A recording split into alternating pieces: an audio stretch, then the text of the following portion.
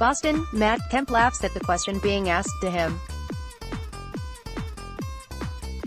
Probably with good reason. How many times have you seen that Kirk Gibson homer from 1988? I've played for the Dodgers for a long time, man, Kemp says. That's something they always play, thousands, says Justin Turner, the Dodgers' third baseman. It's part of our pre-game video montage, adds utilityman Kiké Hernández. So a lot, they're all correct. In LA, finding a person who hasn't seen Kirk Gibson limping around the bases after taking Dennis Eckersley deep in Game 1 of the 1988 World Series is like trying to find an empty freeway. It's one of the most indelible moments October baseball has ever gifted us, so it's probably etched into the brains of most Dodgers fans of a certain age. Yet if you're looking for a World Series highlight to show from the Dodgers, that's still the one. The Gibson homer is both the most incredible moment in the past 30 years for the Dodgers and a harsh reminder of how many classic World Series moments they've produced since. None. They've been a great team, winning 6 division titles in a row, but with no World Series trophy to show. They were close last year, making it to Game 7 of the World Series, but the next title still eludes them. It's something that the Dodgers and their fans know all too well, and something the people who love to hate the Dodgers keep ready in their ammo belt. 30 years later, nobody wearing Dodger blue at the World Series is itching to talk about the 1988 World Series. They're worried about the now.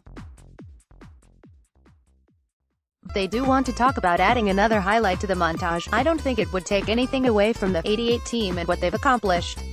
Turner says, LA is ready for some new stories. There's a whole generation of Dodgers fans out there who weren't even around for that '88 World Series. They only get the little blips of highlights from that. I think we're ready to give them their own memories. As fate would have it, these Dodgers would be taking a strikingly similar path to their 1988 brethren if they can pull off an upset of the Boston Red Sox. Consider the following: the Dodgers are the underdogs against a Red Sox team that won the most games in the regular season.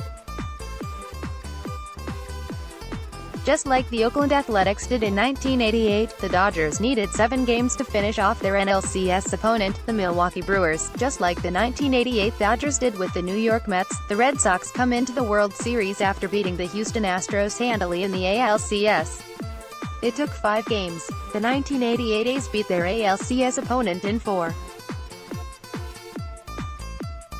Would you believe it was the Red Sox? The A's had the AL MVP, Jose Canseco, in their lineup, just like the 2018 Red Sox have the presumptive MVP and Mookie Betts.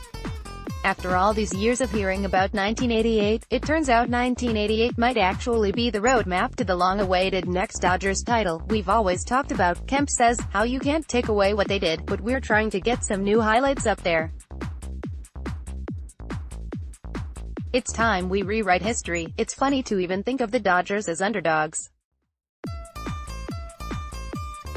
How could a $199 million team ever be an underdog when the opposing team has a $228 million payroll and won 108 regular season games?